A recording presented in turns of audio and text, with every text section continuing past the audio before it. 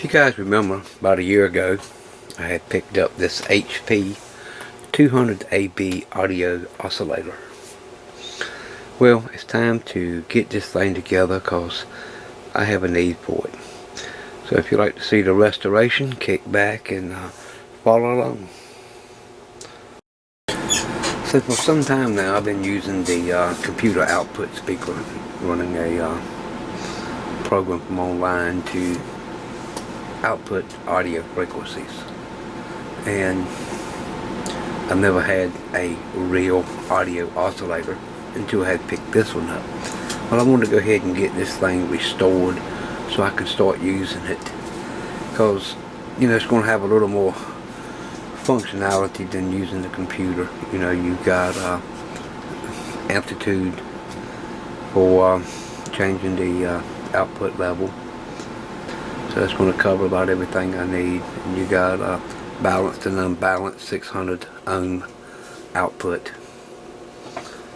So let's tear this thing apart and see how it looks. I think the case, you know, is a bit faded. It's got some nicks on it. I do have some nice brown paint, and I think I'm going to go back, and mostly what I'm going to do is clean it. I'm going to do a rough sand with some brass brush and probably some Scotch-Brite, because I don't want to lose the wrinkle finish on the case. So what I'll do is clean it and go over it with some Scotch-Brite and some brass wool, and then I can repaint it.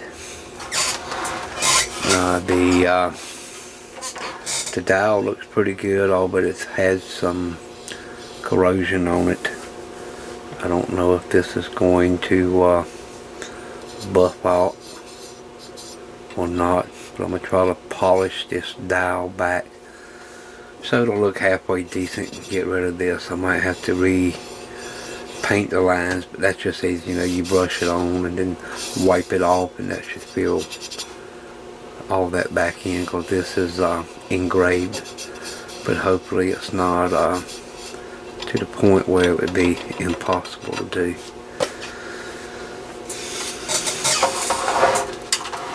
You can see the handle is basically gone.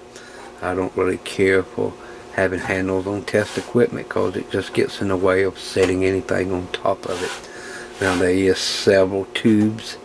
This is a tube type unit, so you don't want to block up the vent, so whatever you set up here needs to have legs on it. But this thing is going to put out a little bit of heat. And on the back of it here, you can see it's just a fused line cord and serial tag. Now the two bolts are missing, but I believe I have some somewhere here that'll fit it. So we'll go ahead and tear this thing down and see what it's going to take to get it back and going. Now this here should just push out of this case, and there it goes.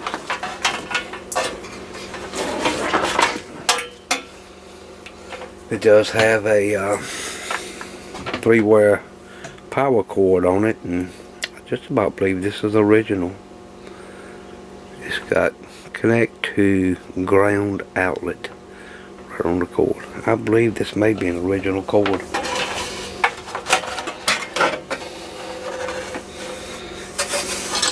And this is the first time I've really looked into this thing,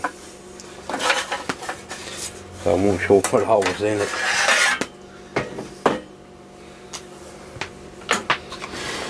You see we have a couple of tubes here. There's a lamp, big ganged variable tuning cap,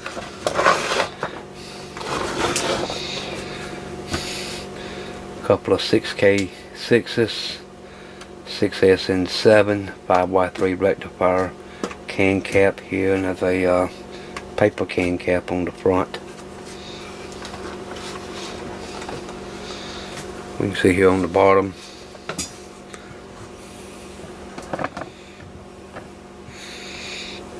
main power transformer. This is a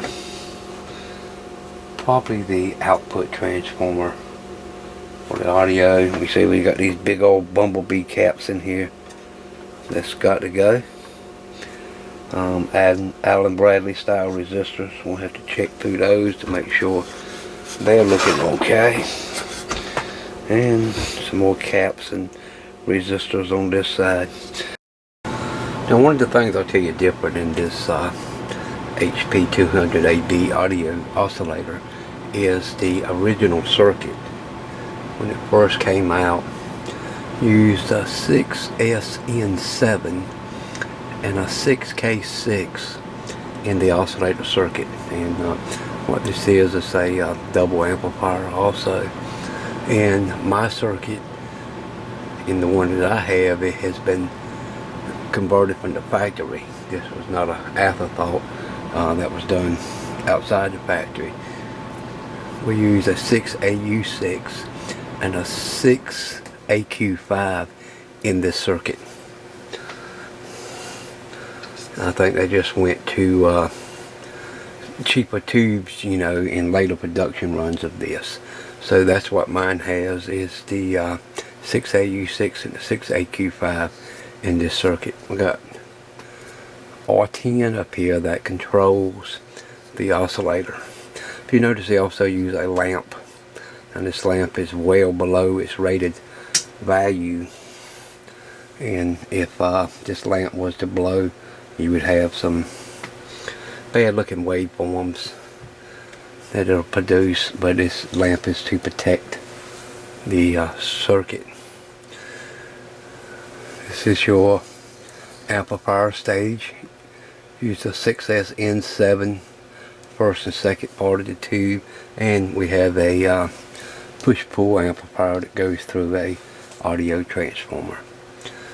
And in the power supply section is just very common 5Y3 rectifier, and you can see all the filaments down here on the string.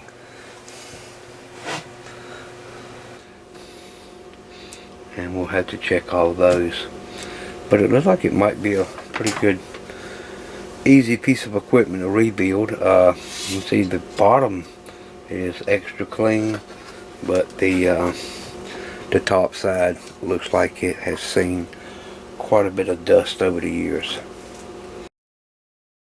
And you can see here just what I mean.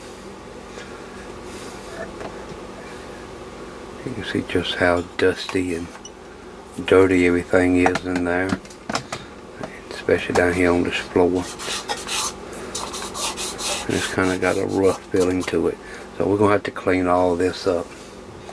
Might even end up taking the front panel off and just giving the thing a, you know, good cleaning. I went ahead and started removing all the knobs off the front, and I will tell you, each knob that's on here has not one but 2 set screws in it. That was good attention to detail. Now I'm removing the dial, and see, we got a pointer here. If you completely fully open the cap, well, let's put it this way, the cap is completely meshed, and this pointer will line up to this little black dot that's here. And it's almost hard to see it because of the corrosion on here, but there's a little black dot, so I'll have to fix that so it could be seen. You can see this is very dirty. It will have to be polished up on both sides just to get the grid off of it. And you can see just how dirty this is in here. There's no telling the last time that this mechanism has even been lubricated. I imagine it's been a while ago, so we'll have to get that lubricated. Now down this little shaft that sticks out here, that is the compression disc that goes up behind the main tuning dial. So you use the big knob for rough setting, and then you would use this for fine setting. And I can't even turn it. It is so tight. that's all that's going to have to be taken apart. Anyway, I'm going to get the nuts and rest of the bolts out so I can get this front panel off, and hopefully get all that cleaned up and back working like it should. Well, as you can see, I got the front panel off, and I would have showed this on camera, but it was just so many screws to have to remove. And you got this part is bolted to several brackets here on the front of the machine, and this main tuning mechanism, as you can see, is one casted piece. And this is the section here that presses up against the main dial to do the fine tuning. And like I said, that's completely froze up. I think I'm gonna have to put some paper towels or something in here and put some kind of lubricant in here and see if I can get this broke loose, because this shaft should pull out, and this little retaining clip here pushes it up against the main tuning dial, and with it being froze up like this, it's not doing anything. Now the top one turns fairly freely, but it does need some lubrication also. And if you noticed how, you see you got two gears like your conventional, like you see in you know, older radios that have springs in between it. This one has two pins here on the back and one straight spring that keeps the gears meshed to keep the backlash off. It's kind of interesting how they done this. We'll get a better view of it when I get it tore apart.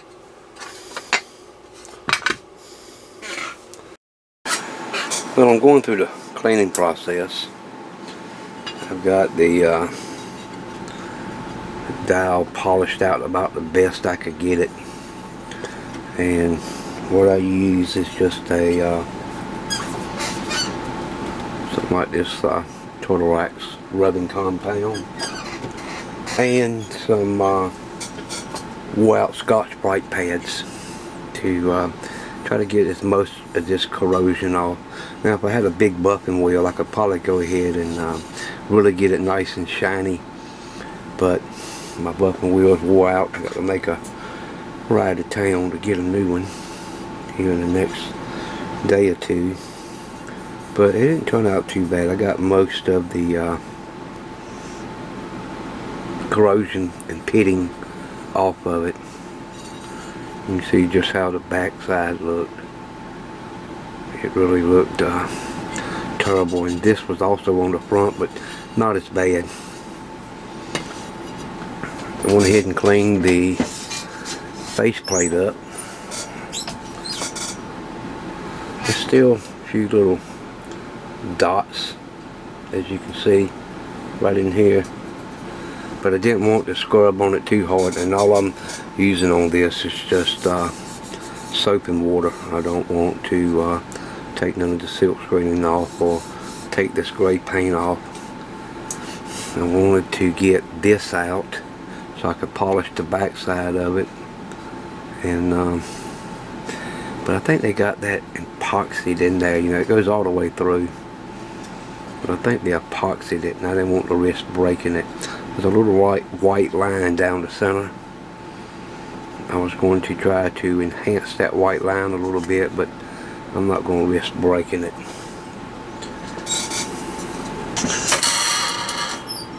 Now you can see this part of the chassis here is looking pretty good.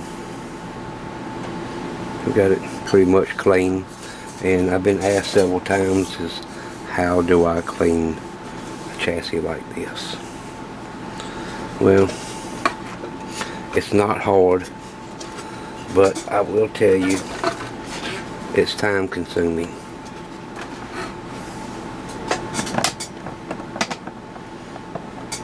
Now you can see just how dirty this side is. So all we gotta do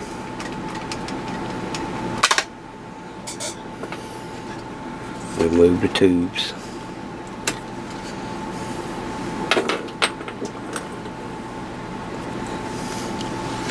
I use two different toothbrushes.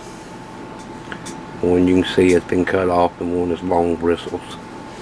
And it depends on how bad the chassis is, and all I do is just spray a little cleaner. This is cleaner of your choice.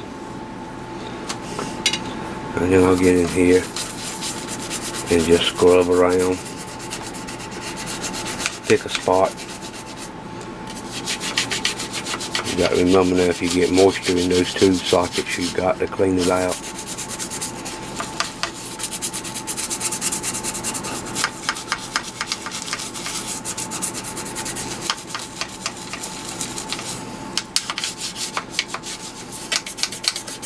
There's a burnt spot here on the back wall from that 6K6.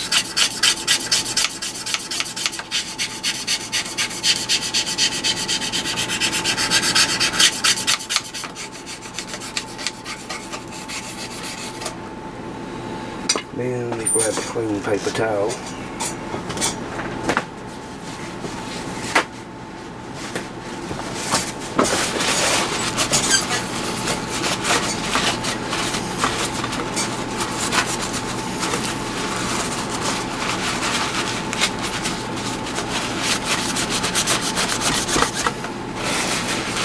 You can see some of that burnt area came off, but not all of it. And you know, not if you're really going to get down and polish it hard, you're not going to get it all off.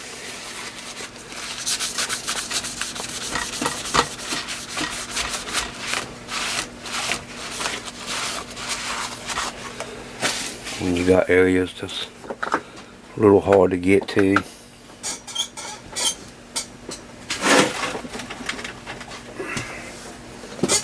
grab a Q-tip and you can get in there and walk around them.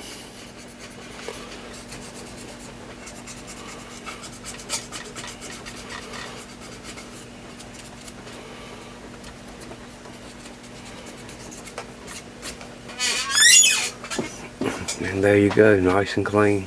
You can see the difference. So I want to go ahead and tear down this tuning mechanism. So I get all this clean, and I got the shaft out at the bottom. I actually had to put the knob on it and pull it out. And was able to get it out without any problems. It's a little bit tight, but now I want to go ahead and take all this apart. I can clean up all this and clean the shafts up and lubricate it. And simply all we got to do is get this started through. I can get this little washer off here.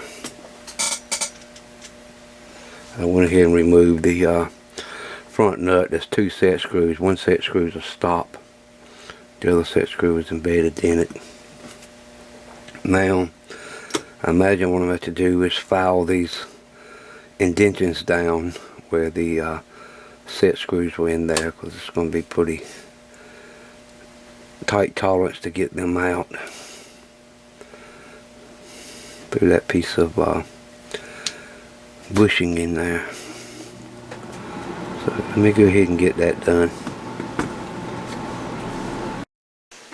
I got the tuning mechanism tore down, cleaned up, and put back together. It was just a simple job. You know, you just slide the shafts out, clean them, lubricate it, clean the casting, and put it back together.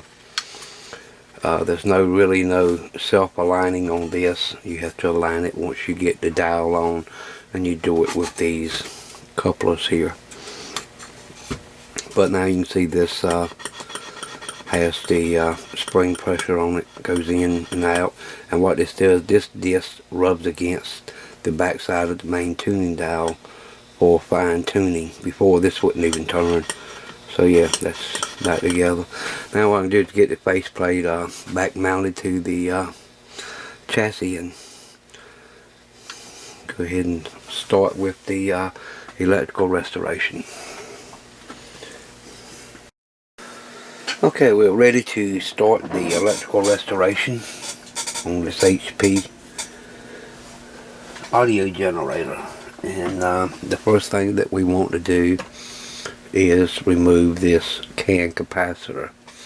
Now this is a 4-section capacitor, and it has 4 20 microfarad at 450 volts.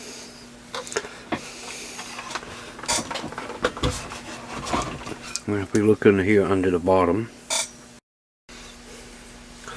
we can see our 4 sections here, and we got 120 microfarad with a blue wire. There's one with a purple wire, and there's another one back here with 2 orange wires.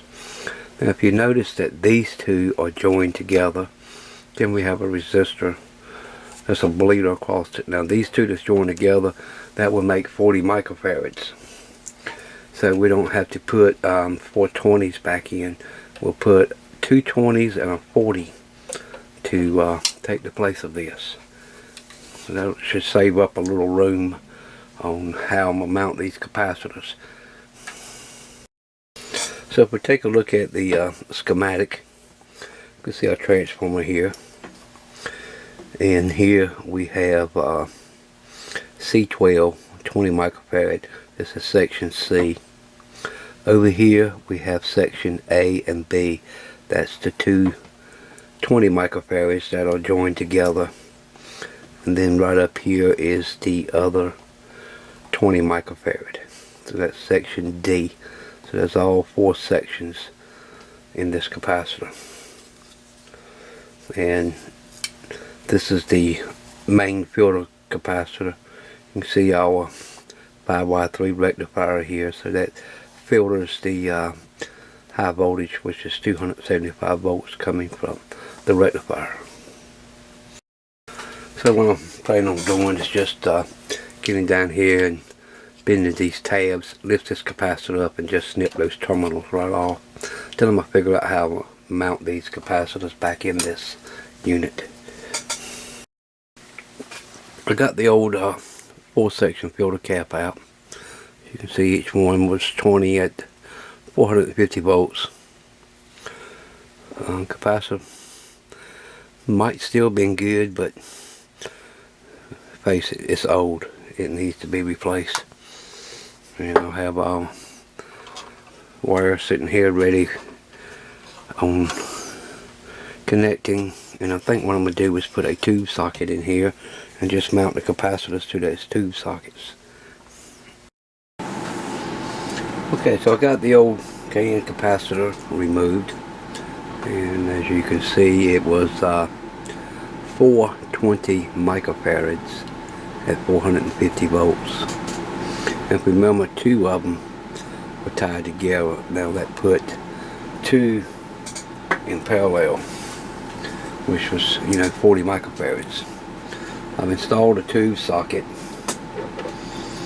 and I took a plug that would plug into the tube socket and mounted the 3 capacitors on it. I got 2 20 microfarads and 140 to replace those 2 20 microfarads that was in parallel. And that would just plug right in place. Now normally I would take heat shrink and put over top of this and make it look nice and pretty, but I'm out of the heat shrink that size. So there's one other electrolytic capacitor that is in this audio generator, and that's this one. And when we look at the bottom of it, we can see that the grounding lugs are open, and it's just using the 2 lugs. So what that means is that this capacitor is not directly grounded to the chassis. It's actually floating, and it runs through this voltage divider, and then the positive side goes to this 6BQ5 tube. So we're going to have to replace this one also.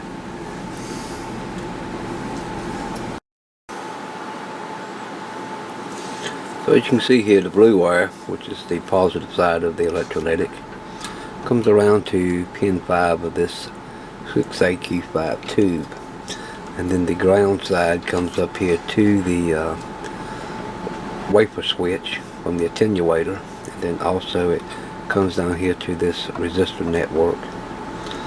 And what we're probably going to do is connect the capacitor here, then over to this jumper, and we'll move this yellow wire down here and then connect these two, and that'll put that capacitor right in circuit, and we can do away with these wires. And from this terminal point to here might be enough to hold that capacitor.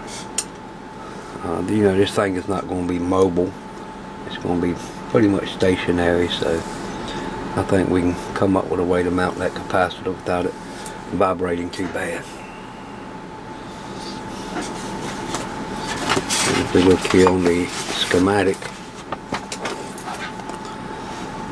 you can see C8 is mounted here. This is the positive side, and it goes down to the pin 5 of the 6AQ5.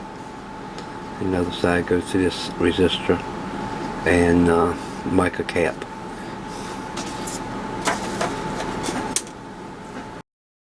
Okay, we got the new 20 microfarad cap installed from pin 5 of the tube down to the resistor network. Now we got 1, 2, 3, 4, 5 molded caps to change out. I'm not even going to chance even using these old caps, because all they are is paper inside, and you know how paper capacitors are. I'm pretty sure they're drying out. I do know this machine did not work when it first come in. I put it on a variac, brought it up. It came on, it had voltages on it, but it did not produce a adjustable sine wave. It did have a sine wave out that was very distorted, and you could not adjust it. So I'm going to go ahead and get these molded caps out of here, and then we'll check some resistors and see if this thing will power on and produce a signal. Okay, all the capacitors has been replaced, the tubes has been checked, the 2 pins has been cleaned, all resistors have been checked, main tuning cap has been cleaned on the grounds and the ends of it. So I guess now it's about time to bring the power up and see what we get. I'll go ahead and flip the switch to the on position. I have the voltmeter on the high voltage terminal, and we're going to start bringing it up on the variac.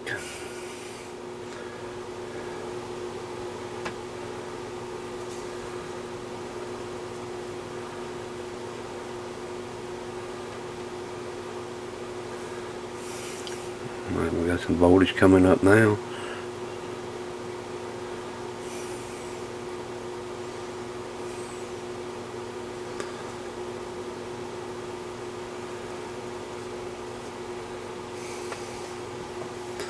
Pilot lamp starting to glow.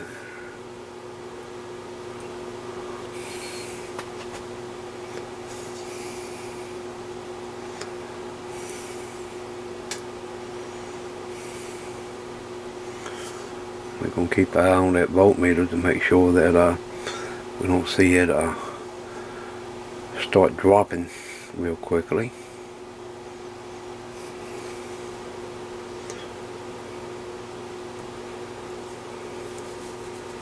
Alright, there we are at 120 volts and 253.3 volts on the high voltage side on the load. So yeah, it's looking good. No smoke, no excessive current drawing.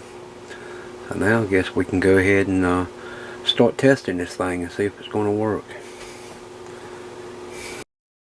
Now, one thing I do want to warn you when you are working on old vacuum tube equipment like this is the dangers of voltages everywhere. I mean, just, you know, right here on the top of it we have the main AC power switch, and there's 120 volts right here. It's real easy to touch that accidentally without wanting to. You know, as you look under the bottom of it, you see the transformer. There's just taps everywhere. There's nothing that is preventing you from touching these terminals or anything in these type of equipment like this. So be very careful when you are working on this type of equipment. Okay, I got the generator connected to the scope. Got it on X10. We're on the 25, so it should be about 250. At about 30%, we'll go ahead and turn the unit on. Go up here to the scope. Oh yeah,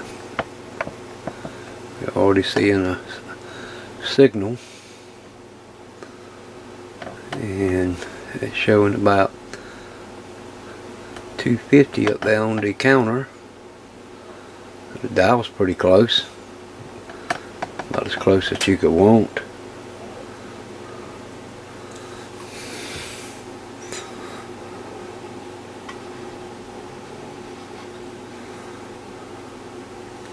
It's about 200.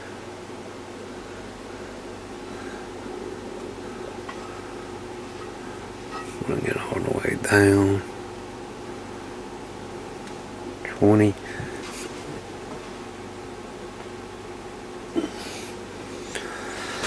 And we're seeing a pretty nice stable sine wave. Strip it up times 100.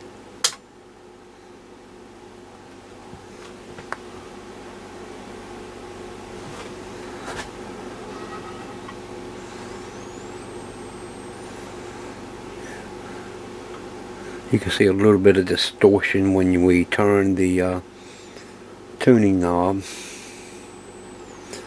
but once you let go of it, it settles right back down. And we'll go up times 200.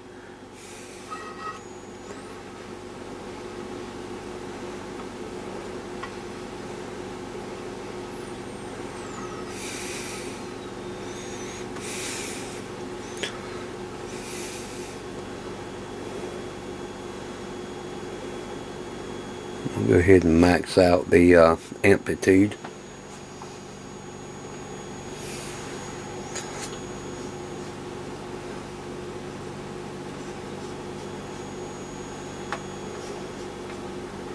Down to about 30. That's looking pretty good. Okay, I got a speaker connected so we can actually hear the tone. So if you got headphones on, you might want to turn your volume down a bit.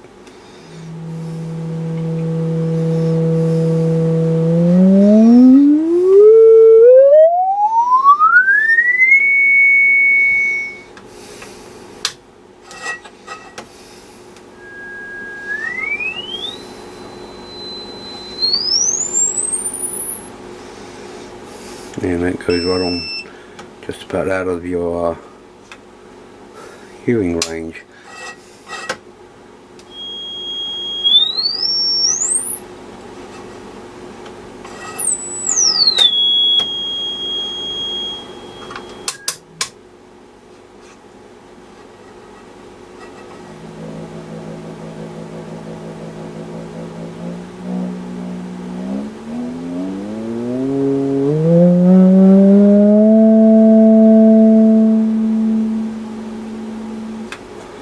Okay, well, the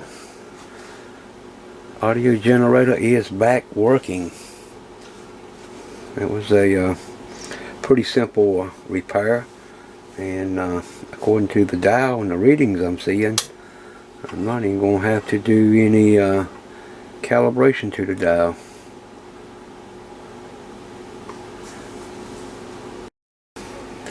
Okay, I'm on the times 100 scale. See, I have the pointer right on 25.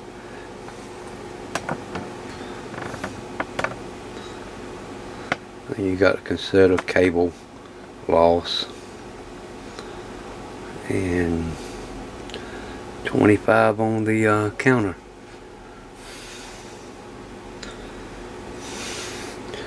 So I'm going to call this a successful restoration of this old HP 200 AB audio oscillator. Well, there you go, guys. The HP 200 AB audio oscillator is all back together. I've removed the old broken handle and the mounts, because like I said, I just don't like having handles on some test equipment, because you know you can set another piece up here.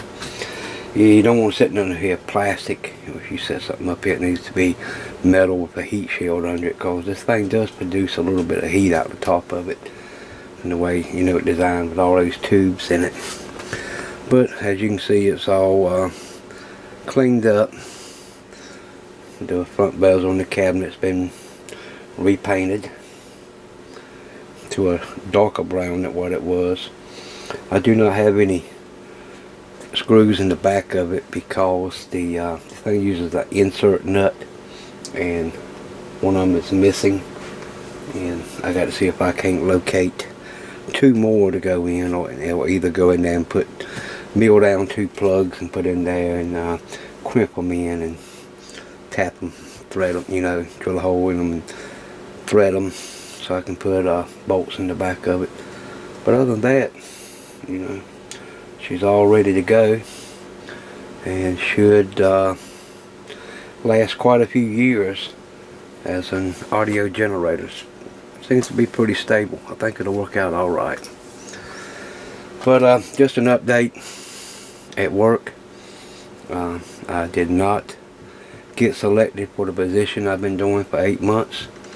They decided to outsource and went outside and hired 2 other people, you know, with degrees and all this experience and yada yada. So what does that mean for me?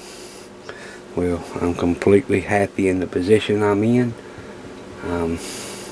Even more happy that I can get back to doing my job and not 2 or 3 other people's job, which means less time at work, more time here in the shop making videos for you guys. It's what I'd rather be doing anyway. It ain't that I needed the money, it's just that I was doing the job. I might as well apply for it. But you know, that's the way things go in the corporate world, and I'm completely fine with it. I'm not stressing over it one bit. So things are gonna slow down in the next month as my new boss gets trained and familiar what you know he has to do. It's a lot of need to know stuff that he's gonna have to learn over the next month. So after that, things should get back to normal, and we spend more time out here in the shop making videos for you guys. Anyway, as you can see, not all repairs are tough. A lot of times you just got to use general, you know, basic knowledge. You know, nothing real elaborate. Go in, replace suspect parts. There was no way I would have plugged this thing in not knowing anything about it and just giving it a smoke test. I know a lot of people do that, but sometimes you say, oh, it's got a fuse in it. Well, the fuse don't always protect everything, especially on the secondary side. So sometimes you have to be very careful powering up this old equipment.